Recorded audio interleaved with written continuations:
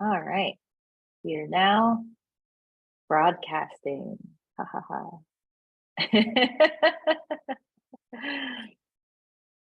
All right. Okay. I see. I see, folks. All right. Thanks for coming, everyone. We'll get started in a minute. All right. Awesome. I wonder where everyone's coming in from.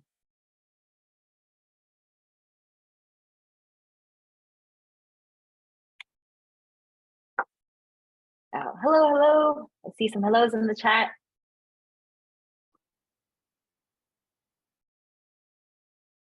Oh, all right. Yeah, where's everyone coming in from? I'm in Brooklyn too.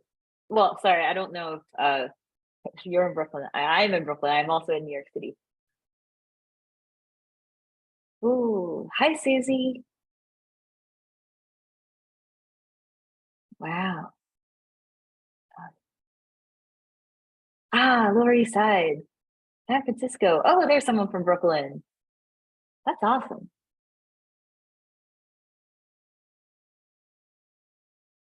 All right. Hey, Joyce. Yeah, I see some people that I recognize. Oh, yeah. Me too. Oh, how exciting. All right. So maybe we'll get started with some upcoming events, and then we'll inch our way into introducing Megan and Lona, and we'll go from there. Oh wow, look at that. People from all over. Ooh. All right. All right, let's do it. Let's get started. So welcome everyone to our first event in this series, sponsored by Type Electives. If you go to the next slide, our series is called Designing with Criticality and Love. And today, or throughout this series, we'll be bringing new and established voices to share with us their stories, their knowledge, and ideas with the community. And this spring, we have a really special lineup. A lot of them are our instructors, and they're going to be sharing how they practice with criticality and love. So in case you don't know, we are Type Electives, an online design school shaping the future of type. So if we go to the next slide, you'll see some of our events that are happening pretty soon. This week we have Meghna Dholakia. Next week we have Chessa, then followed by Libby, David John Walker, and Jen Ramirez. They all kind of cover different areas of critical thinking, programming, type design, lettering, sign painting, and it's a really beautiful series and a great kind of like diverse practices. And the next thing I want to talk about, so just end up the housekeeping part, is we still have spots available on our 2 classes that are starting in the next at the beginning of March. So we have a few spots available for websites beyond the page. Our instructors are the ones going to be speaking today. And then Jen Ramirez, who's teaching the lettering variations part, is going to be speaking at the end of this series. So again, there are spots available. Check it out, sign up, or send us your questions. We're happy to answer. And then the next thing is really exciting, and I'll let Lynn take over. All right, so a lot of firsts for us, I want to say, and thank you all so much for joining. And so we're also going to be having our first in-person event in Gowanus, which is a neighborhood in Brooklyn, New York City, next Friday. So if you are wanting to draw some letters and think that's a great Friday evening activity to do, please show up at Principal's GI Coffee House. It is a free event. You don't need to bring anything. Bring your friends. We'll just draw pixel letters, on with hand. And I'm just generally very excited about this.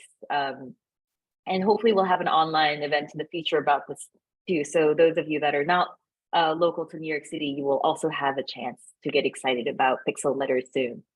And that being said, I want to introduce both our speakers today, Meg and Ilona. I'm going to introduce them separately, but I just want to say how exciting it is for me personally, because I met them both at the School for Poetic Computation which was also a New York City based residency program. A lot of their programming is now online, so check them out so much as well. I'm just really excited because it felt like when we met, we were all trying to figure out the personal, the technology, the practice, the art, like a lot of things in nebulous stages.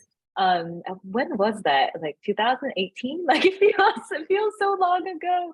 And so I'm just so excited for just to be their friend and colleague, just watching their practices grow, and just to be able to host them at an event like this, and to see where their practices have been since, is just personally just such a very exciting thing for me. I'm just like very grateful that they are going to be teaching a class for us, talking at our event. I'm just like in awe, and I'm a huge fan. So I'm just going to stop gushing and introduce them before I embarrass them too much.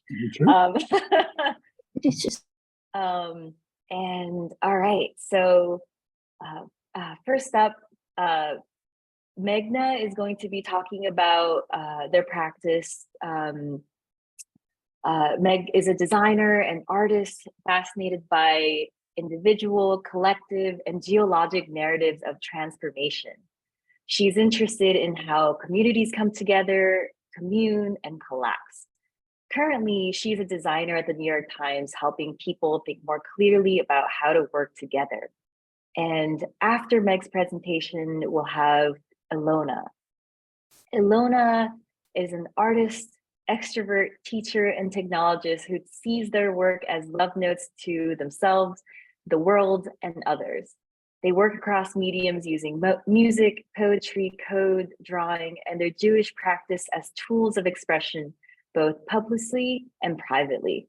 These days, they are particularly interested in trans narratives of liberation, Judaism as a site of ritual, visibility on and offline, and how we present ourselves and our work to the world. So without further ado, I'll give the stage up to both of you. Little claps. Lynn, I will go ahead and get started. All right, can you all see a presentation? Yes. All is good. Great. So hello, everyone. Really wonderful to, I guess I can't see you all, but to know that you're present is amazing. And to hear that you're coming from all over the world is frankly overwhelming. This little talk intro is called Nouning Your Verbs or Scenes from a Practice. I was really tickled and delighted when Lynn reached out and asked Ilona and me if we do a talk about our practices.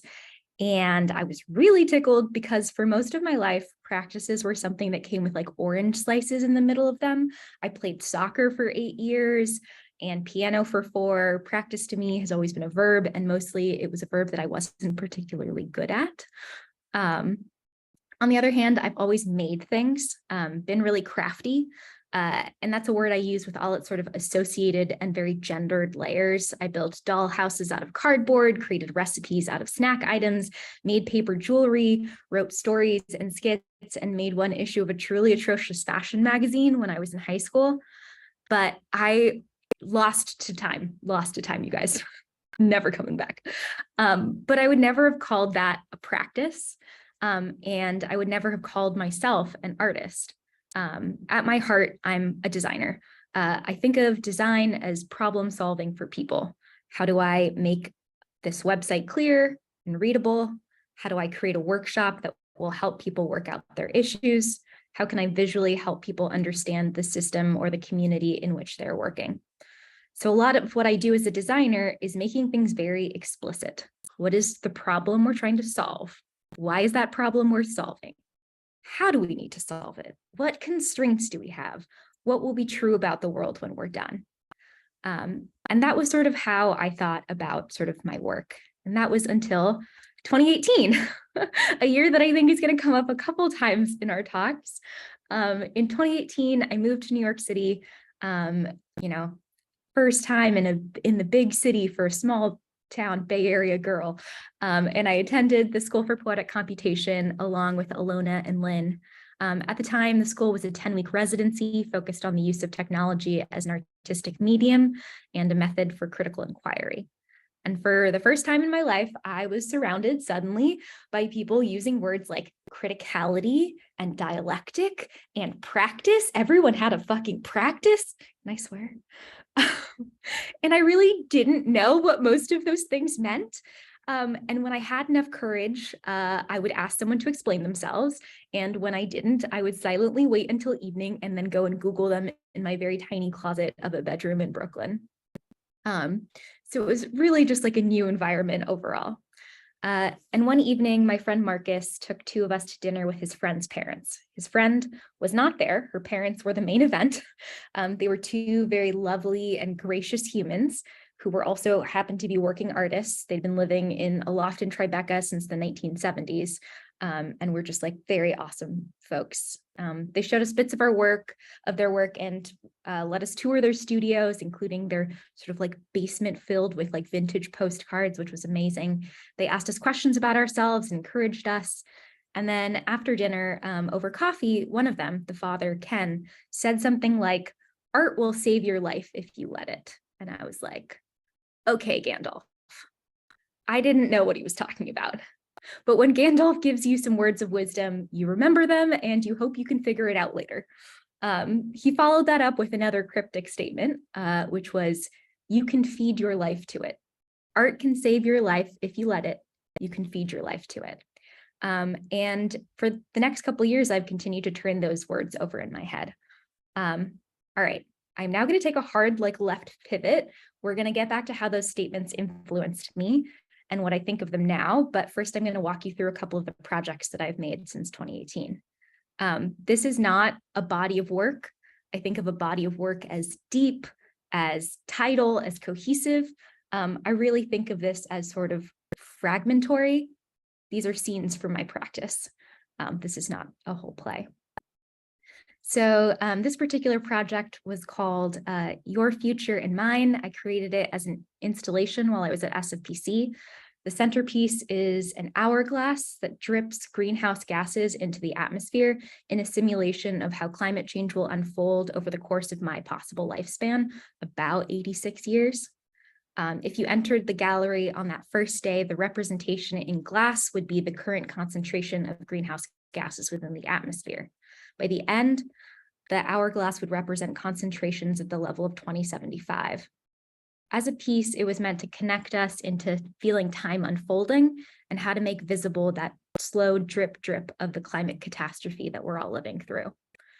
On the wall was a tree of ancestors and descendants with greenhouse gas concentrations at the birth and death of each of my relations. And for future descendants, the greenhouse gas concentrations were calculated off of 3 possible outcomes: business as usual, reduction, and net zero by 2050.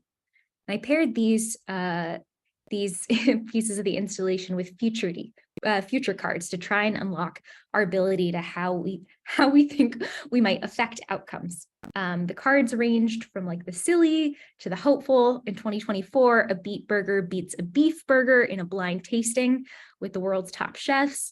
In 2050, a new ritual is adopted that plants a tree for the birth of each new child. The piece was for other people, but mostly it was for me, to try and force myself to think about how to embody our reality without despair and think more clearly about how much still lies within our control. So that was one project. This was a project called Diagrams from Life. In it, I sketched out a little book of data visualizations of aspects of my life, from friendship and love to fear. I wanted to use the act of hand drawing these visualizations as a meditation on these topics and to uncover any new or overlooked connections in my life. This book was a confluence of a couple of different influences: a workshop I attended hosted by Isaac Blanken-Smith and Khalil Kopuezo, a vague distrust, but also an interest in the quantified self movement, and a search for a kind of softness within the realm of hard data. This project is called Dust Dust. In it, you play as a star that has fallen to Earth with no memory, and throughout the 5-act narrative, you slowly regain your memory and your face before returning to the stars. It was built in P5.js, and nearly all of the visuals were constructed out of typographic elements. All right, I want to step back for a second and show you how this project came to be. And in doing so, I want to show you a little bit of how my practice works. Unlike my design work, this project did not start with a brief or a specific problem to solve. I didn't sit down and think, how can I explore notions of identity through a video game? It happened more like the fact that in 2019, I happened to be reading a book called Understanding Comics and got really interested in this idea that sometimes it's easier to identify with things that are much more abstract. This idea that by stripping down an image to its essential meaning, an artist can amplify that meaning in a way that realistic art can't. And that connected in my head to the fact that I learned about the hero's journey in 2014 and to a book that I had read in 2018 called The Land of Punctuation, published by this amazing indie publisher in India called Tara Press. And eventually that connected with my love of the Zoombinis, which was like a little game in which you played as these like circular object dudes in search of like a new homeland. And eventually we came full circle with this idea of a fallen star and my love of the book Hell's Moving Castle.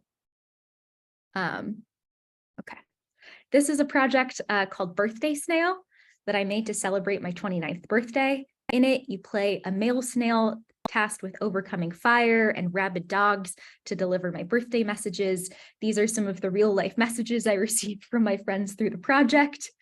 Again, I'm not sure that I sat down to deliberately make a piece about distance and relationships in the middle of a pandemic. Instead, that process went a little bit more like a year before I listened to a fabulous programmer called Char Stiles give a talk about email while I was in residency at the Recurse Center. And Char was so freaking pumped about email that it got me so freaking pumped about email. And as I was sitting there, I thought about how funny the phrase snail mail was and what it would be like if an actual snail was responsible for delivering your message. That's where that started. That tied in with other things like this book I'd read called The History and Information, and with an article that I'd read about tiny tools for artists and developers, which is how I found the software that I used to build the program.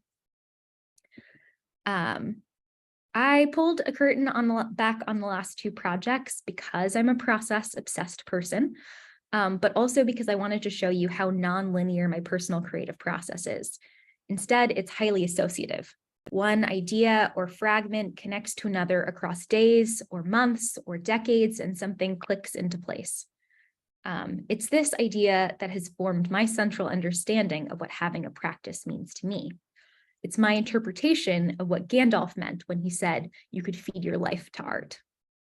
Nowadays, when I think about an art practice, the reason that I have one is because it helps give meaning to my life.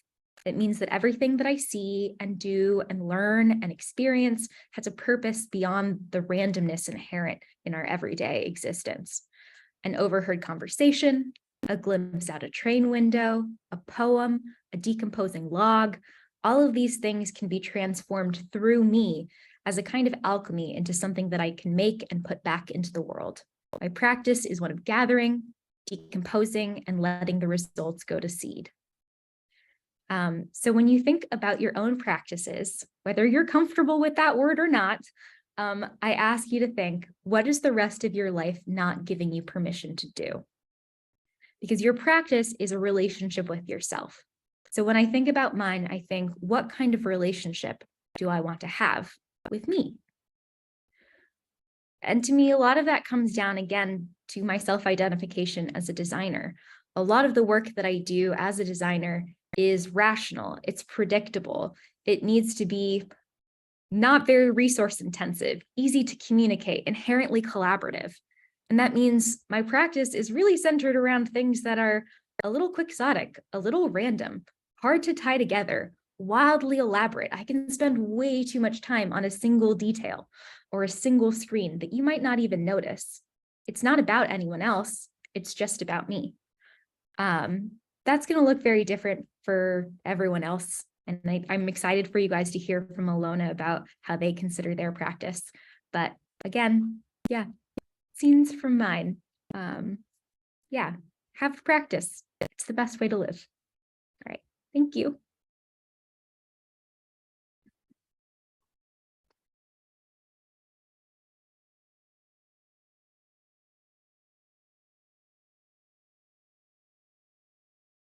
Excellent. Should I just pick up straight from here? In a funny turn of events, the second Ilona brand is my parents. I've asked them to stay on mute, but I did figure out who that is. So hello to my family. Nice to see you here. This talk is going to be really different than the last talk, and I'm really excited about that. One of the pieces of magic that happened last night when Meg and I were rehearsing our talks together was realizing the many orientations we share and parts of our core approach to making work that's different. And I feel so excited to be co-teaching soon with Meg, feeling those overlaps and those divergences as something that feels so juicy to be working together with. It is such a treat to do an artist talk with the theme and frame of designing with criticality and love. In my bio, I mentioned explicitly viewing my work as love notes, which is something that's going to come up over and over again in this talk. And it is exciting to do a talk that's entirely centered around that and not need to cast it in any different or more fancy or professional feeling way. I've decided for the purposes of the theme to collapse my artwork with my professional work in certain ways. This is an effort for me to actually avoid collapsing context. I think there's a lot where these things overlap, and also where some of the theory and pieces from the 2018 time end up folding into both. So I will also be talking a little bit about 2018. Part of why I'm referencing back to that time, and also because the work and the art fit together, has to do with this sentence. This is actually where a lot of how I orient myself towards artwork started. So in 2018, I was just finishing up my time at the School for Poetic Computation. I was about to re-enter the workforce, and I needed a viable way of thinking about how to search for tech contracts that might fit into my vision that was rapidly developing at that time about what my work in the world was supposed to be. It turns out that this idea of building technology that should exist dramatically limits the jobs I felt comfortable applying to, but kept enough doors open that I contracted in technology for a full year, using that as a principle that I could hold on to. This sentence here is basically the only thing on my website at this point. It's my guiding baseline for looking for technology work. And for me, technology is a lens and a language that helps me see into the future and picture how I personally might contribute to us getting there. Since 2018, I've been doing this professionally through cultivating community around open source software. It's been helping groups that are small and large work on electoral and issue campaigns. I've worked with scientists on a morphology database to learn about species and plants and the world around us. And I've been tech supporting basically anybody who will ask me to, from my friends and local organizers to coworkers and people who I work with more formally. I really call myself the people's tech support around this town.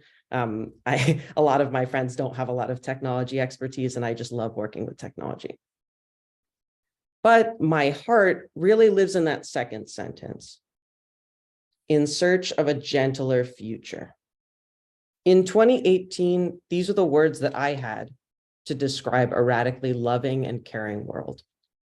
Today, in my Jewish circles, we might call this Olam Haba, which translates to the world to come. Other people might just call this the reason we fight, or even love. I've taken to calling most of the art that I make either love notes or experiments. And I've been working on a handful of these things over the last few years, and we're going to take a little tour of how that looks and what that's like in my practice. Now, when I say I'm searching for a gentler future now in the year 2023, what I mean is that I'm searching inside of myself for my most gentle and tender parts that also have been feeling like my bravest ones. I'm searching weekly and daily for these capital D delights, much like the ones that poet Ross Gay describes, the things that fill you up to the brim with feeling and connection to the world around you. For me, creating art helps me get there. And creating art with technology helps me speculate and play with where we might be headed. My love notes are my drive, my insatiable urge to understand the world, an outward expression of my lust for life, and often just fun, because to pull straight from a title of a David Graeber article about how play is present in the animal world, what's the point if we can't have fun? So I'm going to start us on what's probably the most literal love note I've ever created as an art piece. For my 1-year anniversary with my partner, Julia, I did a scrolling data visualization of our past year together, and it traced back through milestones in the days marked out over the past year, starting with day 1 where we got together in the screenshot. As you scrolled this page, the Julia set would slowly unfurl behind the milestones. The Julia set is a fractal that's considered chaotic by mathematicians, because while you can step through it step by step and yield the result of the equation at each new point in time, you can't predict how the function is going to resolve several steps ahead. The fractal itself was generated in a programming language literally called Julia, which is why on the mobile view, instead of optimizing the rendering with a more appropriate technology, it just has a little screen that says, "My love for you is too big," because you can't load the images. There were way too many of them, and they were just not terribly practical, but I couldn't give up on writing it in Julia. Watching this fractal evolve behind the text and scrolling through these milestones, watching time slow down when I arrive at them and speed up in between them, I remember that I'm never going to know how I'm going to change, how she's going to change, and how any of these things are going to be in a year from now. Instead, we're evolving day by day. We're growing and changing together. And spoiler alert, yesterday was our 4-year anniversary, so far so good. But truly, learning about chaos theory really rocked my world, thinking about the beautiful complexity of the world. I want to always hold the way that we grow and change chaotically, the ways that we can't predict where we're going, but that every day, like these functions and changes, we are where we are, and we'll be where we're going to be tomorrow. Teaching. A huge part of making art over the last few years has been both in planning lessons and in response to what I get from and with students I've worked with. There is nothing like teaching. I literally call out extroversion in my artist bio because I'm such a social learner, teacher, and being. The work I've done with students over the last 3 or so years has been unbelievably energizing, especially in a pandemic era context where gathering artistic inspiration is really scarce. I've assistant taught 3 times with School for Poetic Computation since the start of the pandemic, including the first virtual class they ran. And I've always been really inspired when I get to work with students. I find like it leads to me creating work with and around them, and I'm so energized by the conversations we have. There's this huge tragedy where this Earth Threads piece, I could only find it an Instagram link. So I'm going to show it, but unfortunately we're stuck in the portal of Instagram for this, which I will resize my share window to show. Earth Threads was a love note and a thank you note to the first students I worked with in the pandemic. We worked all across the, I think the entire world. We had students in many different time zones all over the world. I'd never worked at that scale with students before. And I was really struck by the way that it felt like, despite everything, this was around March of 2020, we were able to really deeply and meaningful connect across all of these places and time zones. So I created a visualization, a sort of visual poem to capture how that left me feeling after working with them, to capture that energy and that connection built off of the Earth broken into a lot of different points in space. I also created a small showcase website for the second class that I taught with, the Scrapism Fall Showcase. is a piece that I worked on, a small website I designed in order to showcase student work during another pandemic era class and another international class where we weren't going to get together to show work. So what could we do to highlight and bring in different people's work? How do we make a website that's both minimal enough that it really foregrounds the work, but also lets people submit whatever they have? Some of these link directly to student web pages, some link to pictures, and I wanted to make a space to capture as much of what people were going to give me as I could. So there are ways in which the work that comes out of the projects that I find myself doing are these maybe pieces of support work, and there are ways in which they are actually pieces of like a love note that comes out of just working with them. I'm going to take one quick little second to try and resize this share box, so don't mind me. Great. Wonderful. Okay, and soon I imagine there's going to be some really beautiful stuff that comes out of working with students in type electives, which I'm really excited about. Despite the fact that I am working in this full-time other technology job, I love teaching and I love getting to do it as often as possible. So in 2020, right in the depths of a global pandemic, I started a medical gender transition, and I actually gained a new skill, kind of a superpower, writing love notes to myself. I spent about a year quietly sitting in a state that I cheekily called the unbearable leisure of being. I slowly yet rapidly started landing in a body that I had basically spent my life writing off. Transition is really messy, and it's mandatorily public in certain ways, but also full of private moments that are pretty much impossible to share, even if you try. I made this piece in the midst of wrestling with questions of what public and private meant and what they felt like. I actually mentioned that in my bio too, a lot of interest in these questions around where public and private end. Shadow banning myself is a piece that can only be done online, and I'm linked to it, so I'm going to pop it up in a second. The piece is a poem that's written into a robots.txt file, which tells Google not to crawl the folders on my personal site, effectively de-indexing and invisibilizing myself from the internet on my own personal site. I love that this piece is alive and that it's online and that I can change it at any time. And I love the idea that as I continue to add things to my website, I can add disallows and continue to de-index the parts of my practice that feel the most private and only share the parts that feel most public on a Google search context. I also like this as an experiment in ways that we can gain a little bit more control and agency over how we appear online. It's more of an artistic project than it is a practical protective measure. Google does still index these things, but I like to think about who gets to find what and why, and what things can we do to be both private and public in ways that feel important to us at different parts of our journeys, processes, and practices. So I hope to, over time, continue to add disallows, and I hope to become braver and braver, and also keep things indexed as I'm working on building out my public site. Back to here and down. So that's a lot about private practice that happens for me, about me, centered around where I am and who and what I love. Part of the last year has been starting to molt and emerge a bit more.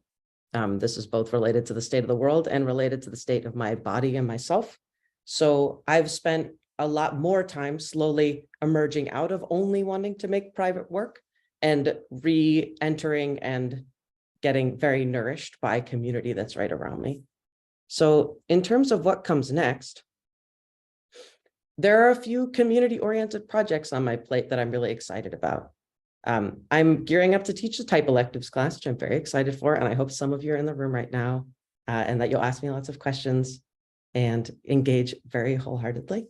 I've also been working with a friend on a security zine oriented towards our South Minneapolis organizer communities to make something fun and relevant and local, to make education, technology, security practices all blend together and start a conversation here with people who aren't necessarily foregrounding those questions in their mind, in their work.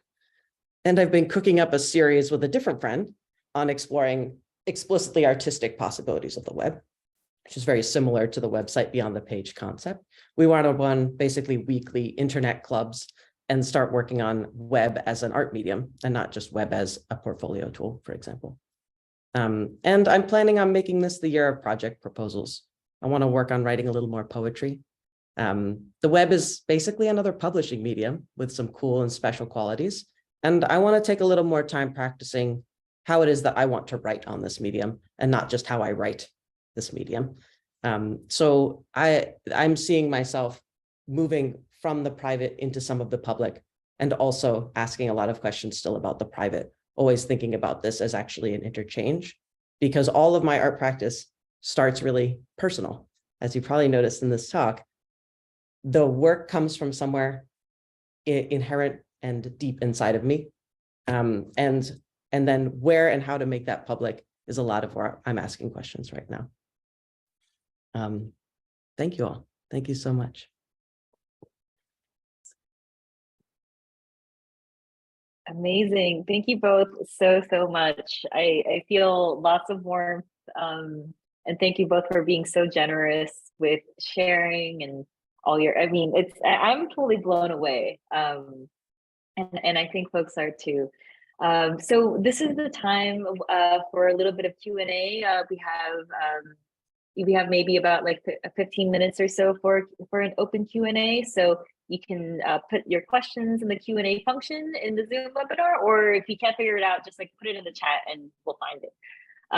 We have one first question from Joyce that I want to, that I'll read here. Joyce says, "Hi, I have a question for Meg. You mentioned that you perceive design as a problem-solving practice.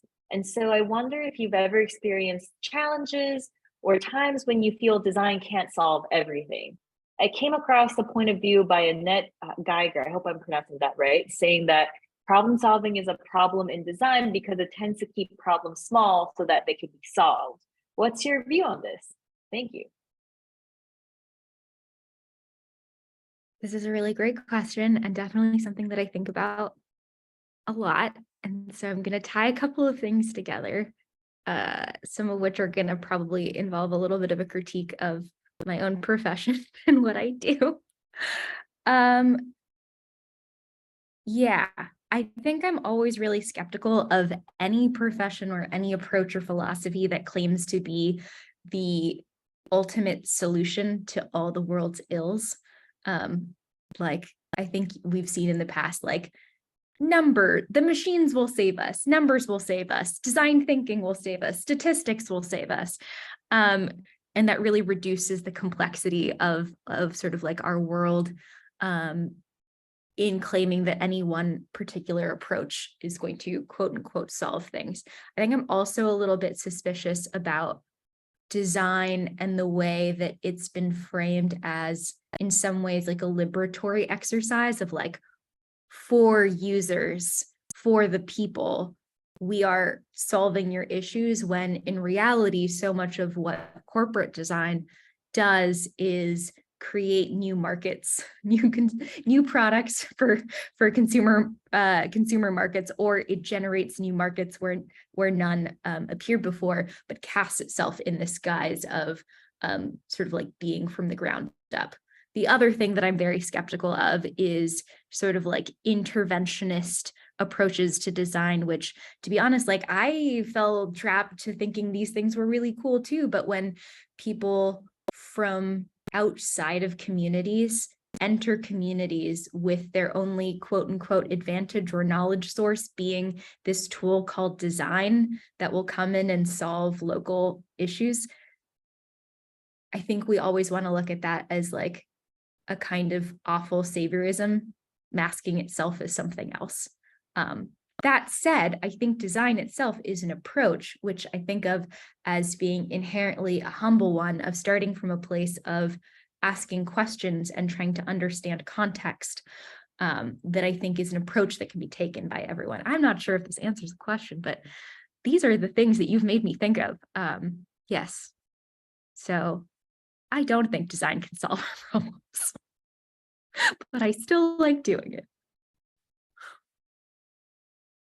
Awesome. Thank you so much, Meg. I mean, oof, it makes me think a lot of things. We have a question from Merit Thursday. A question for both artists. Do you have any wishes for the future of tech-based art? Broad question, I know. I'm just laughing at seeing both your faces, thinking very hard. I'm happy to try this one first. Yeah, I totally do.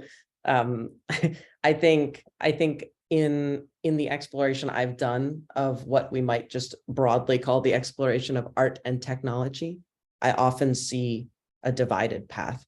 And on one side are communities like Type Electives, School for Poetic Computation that we reference over and over again in this talk. Many other people doing this work of making sure that art and technology is always held with a critical lens. And in particular, that part of the work of making art with technology is understanding the medium, its history, and also where it is right now in the capital TI tech industry as a system of power. And so the work we do has to be with the knowledge of that piece. And on the other side, I see people who are so deeply thrilled by lights, sounds, bigness, just bigger, better, more, in a way that fits into a lot of the ethos that we've been brought up on in the tech industry. And I don't actually have a beef with projects that are big, just to be clear, but I think that they're, I think what I'm hoping for in the future of art with technology is at least more and more study of that criticality piece, the position of technology in society, understanding those mediums and how they're being used in the most dominant culture. And that when we choose to make big works, we are at least stepping into that knowing what the sort of spatial environmental impact is from those pieces and where it fits into the conversation. And maybe where it fits in is the piece is totally not considering most of these things, but I think it's really helpful to be thinking about where is it in the conversation? And I think you can make big, huge, flashy pieces that do fit really well into the conversation too. And I think in a way, we're actually at a really beautiful and interesting turning point for the tech industry where people are becoming more and more aware of the implications of what's been built. And so I want art to be furthering that conversation, not just actually complicit in where that industry is going.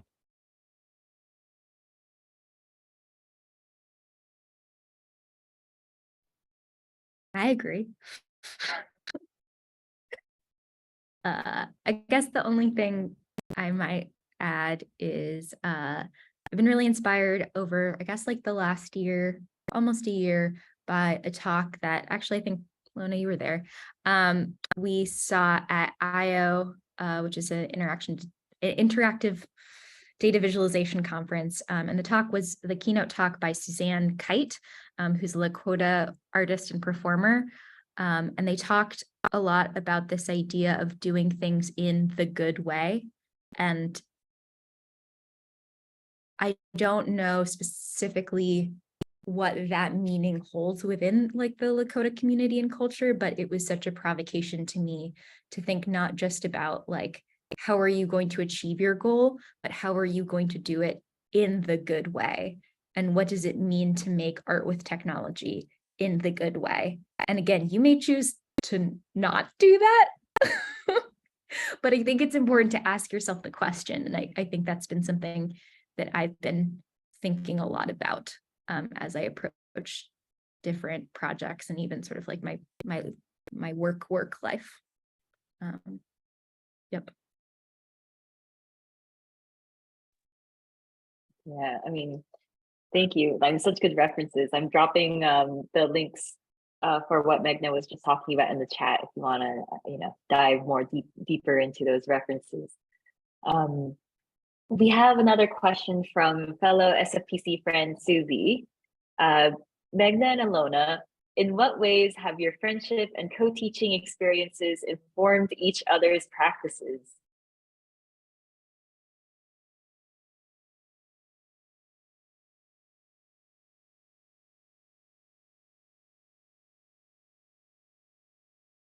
You want to go first? You can go first. I'm thinking. Damn. All right. Let me think too. I'm going to think live. Thinking live is great. We can see your thinking in action. Yeah, you can see my thinking in action. Oh man. Okay. So one thing that I thought about saying when we all got on this call is like, you will probably very rarely meet two like more unabashedly earnest people than Ilona and me. Like we just put it out there. So in terms of how I guess it's a very rare thing to be able to find friends who you can share creative work and a creative practice with. It's like just such a vulnerable thing to do. Like when you have these little bitty ideas or feelings or like glimpses of something that might one day grow up into being something else that might one day evolve into a project. And like, you're like, I have all these feelings and what do I do with them? Because hand that to the wrong person at the wrong time and like, it will break your heart, you know? And so I've always joked with Ilona that they have been for me a kind of project doula, like standing by my side, like, you know, coaching me through it, willing to ask tough questions, willing to be there. And that I have like a deep trust in showing them like all of these very, very messy pieces and parts. And that's like such a kind of rare privilege to be able to have. And then in terms of how they've influenced my practice, I think a couple of things. I maybe am not as comfortable being vulnerable. And I think Ilona really pushes me to think about what I'm actually feeling and trying to say, rather than sort of like the gloss that I'm putting on something. And so encouraging me to dig deeper.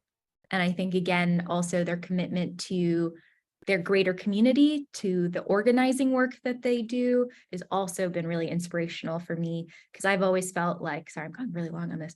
I've always felt like, I think one of the reasons my work always centers myself and my own narratives is because those are the only narratives that I feel like I can respectfully engage with, because they're about me, and that there's something very uncomfortable to me about taking on work that deals with like larger societal issues or communities that I don't belong to. But I think Ilona does such a good job of deeply engaging outwardly with different communities, with their communities of faith, with their political communities, and, you know, being tech support for the state of Minnesota that I find really inspiring. So that's that. Damn, I've got a big yes to everything you just said. And to me, I think I just like gave a whole talk about how all of my work is love notes, and to work with a friend who I love is very energizing towards my work. I just say better and smarter things when Meg and I are talking than when I talk alone to myself. We like meet and talk about work together, and I like feel myself generating thoughts I wouldn't have had that feel like they are possible because of the like safety and care of the relationship and this long-standing artistic dynamic that we've had. I'll just throw 2 extra little pieces of salt onto it, spice. In 2018, when I met Meg, Meg was actually the first person to go full-time on my they them pronouns and set a course for me. Probably not terribly on purpose per se, but opened up a lot for me. And a lot of that has been part of my practice over the last few years. And I think of that as a really big gift and a moment that happened just at the exact right point in time. And fast forward to last night, and we're literally reviewing these talks together. Meg was asking me questions about some of the work that I was putting out, particularly the slide about shadow banning myself, asking me, I'd love to hear a little more about where that private art practice is at. And it reminded me of work that I actually hadn't been touching for about 1.5 years that I've been working on. And there are ways in which I think, because of this longstanding artistic collaborative dynamic, like she can see things in my work that I can't see, and I can summarize and see things in her work that she's not seeing. I gave the same kind of feedback to her talk, noticing a theme running through it that she was able to move with. And that even happened back in 2018, editing each other's artist statements.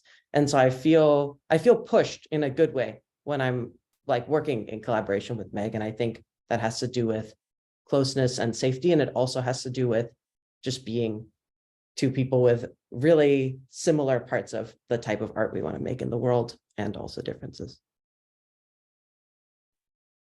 Thank you both so much. I mean, it's like 1 + 1 = more than just 2, right? All right, so we have, I think this might be our last question. We have a question from Nikki. Thank you both for such a great lecture. I have a question for Meghna. Could you please elaborate more on your non-linear process? So much of corporate design is about reducing, simplifying, and getting from A to B.